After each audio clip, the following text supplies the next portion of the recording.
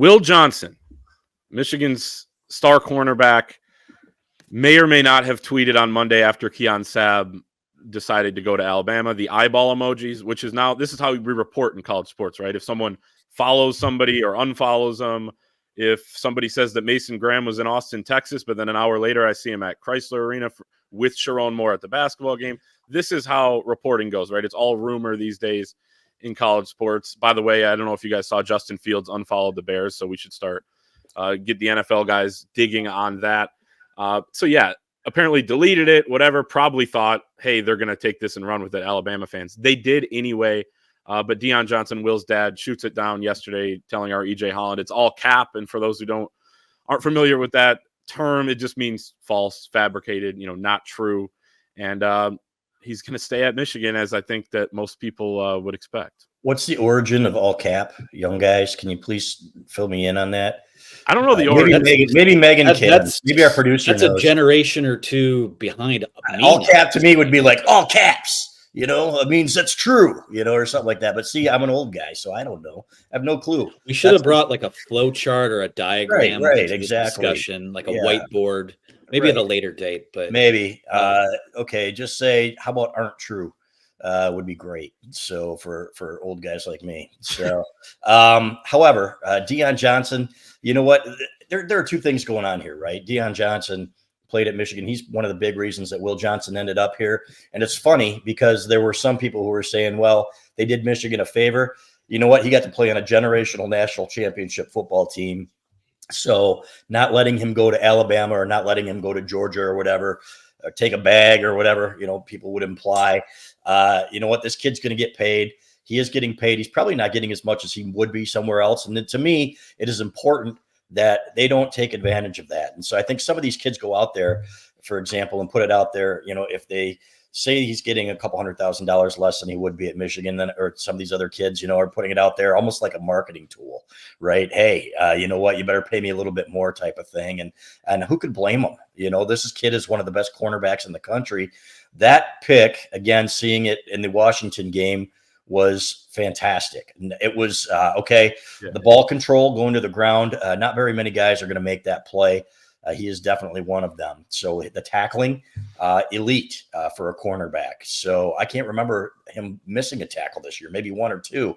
So, and that is so important as we've seen. So, but you know what? He's not the one that I'm worried about, but there are others. And we will talk about this in ITF tomorrow too, that there are rumblings here still that, that it's not really the tier 1 guys, but the tier 2 and the tier 3 guys that are concerned because they aren't hearing enough. But that is why Michigan hired Sean McGee, a general manager who is going to be working with NIL and with fundraisers to make sure that there's communication, because there has not been good enough communication right now. And they are not out of the woods. I'm telling you, just like we said about Steve Klingscale when everybody was reporting, oh, he's back for good. He told the players so on and so forth. This is something we're still going to have to keep an eye on. But he's one of the ones that I don't worry about as much. His dad played here. He's true blue. It would take a lot for him to leave. So I don't think Michigan can screw that up, even though they are behind and still behind on NIL. Yeah, and you got to think of it this way too. And again, I would never. I'm not casting my opinion as law with any guy who has a decision to make for them, because I think that they are personal decisions, and it is, potentially life-changing money for a lot of these guys. But when you look at Will Johnson, obviously he's a legacy kid. He's from the area. He's going to be a top 5, top 10 pick next year. I mean, you talk about prototypical NFL corner. He's got the length. He's got the athleticism. He comes up and tackles. He's a former wide receiver, so he has that ball hawking ability. He's going to get drafted super high. So it really, it doesn't make a whole lot of sense for him to go chase a bag for 1 year, because you're going to get paid starting next year, assuming everything goes according to plan. But you still got to take care of guys too. And I know that for those star guys, there has been a push to do that. And again, like Chris said, he's never been one of the guys that I've really had worried about. So for me, Will Johnson, having him back, he is the, probably the linchpin of that defense, because, they're light at cornerback outside of him, and not light in terms of, bodies or experience, but there's a big drop off there. So for me, the focus has got to be on taking care of some of these other guys. And if guys leave, I'm going to keep saying this. I don't fault them, because a lot of them just spent the last season, 2 seasons, some of them 3 seasons playing for a national title contender. You've won a national title. I think personally, you could probably afford to be a little bit greedy, especially if you think there might be more out there for you. So, but I think it is important too to have your stars kind of setting a tone of, hey, listen, like I'm not running from here.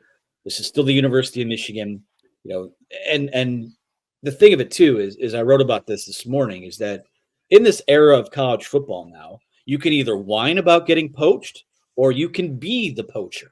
And, again, I sort of, I don't want to stand here and pound the table and advocate for tampering or things like that, but you can either be the school that gets poached or you can be the aggressor. And you have a platform in a school and a national championship pedigree to be a destination for a lot of these guys. So again, getting NIL figured out, getting everything streamlined and everyone on the same page continues to be an emphasis. But having one of your stars, at least one of your stars, and probably more than a few of your stars that decide to stick around past spring ball, I think that sets a tone that, hey, listen, like we're not chasing a bag here. We still have a chance to. This team really does. I mean, they might be a piece or two away in the portal from being right back in the same conversation they have been. So it's incumbent upon Michigan to be the aggressor and to make sure their guys are taken care of and that they also can provide other opportunities for guys outside the program.